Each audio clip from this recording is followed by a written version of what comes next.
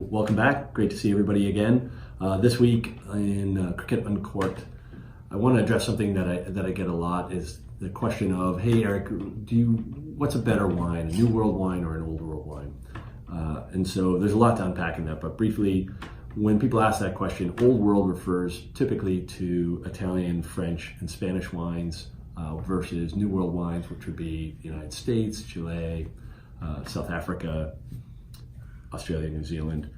And so to say, is there one style of winemaking in those two camps that's better than the other, really is an unfair question to ask. It has a lot to do with taste and preference, but also sort of what you're looking to do. What I would say is, generally speaking, the difference between the two is that New World wines are more fruit forward and a little more palate friendly, in that there's usually a little more extraction of the fruit, which is what makes it fruit forward.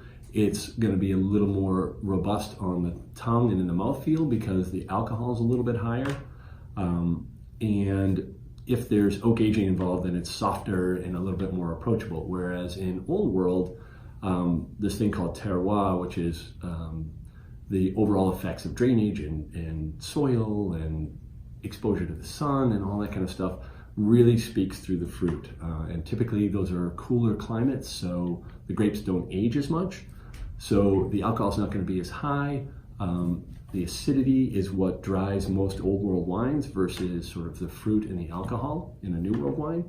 It's food. So it's less about what's better and more about what you're looking to do and what your basic taste is. If you like fruit forward, softer, more approachable wines, you'll find that New World style wines are probably more in your wheelhouse.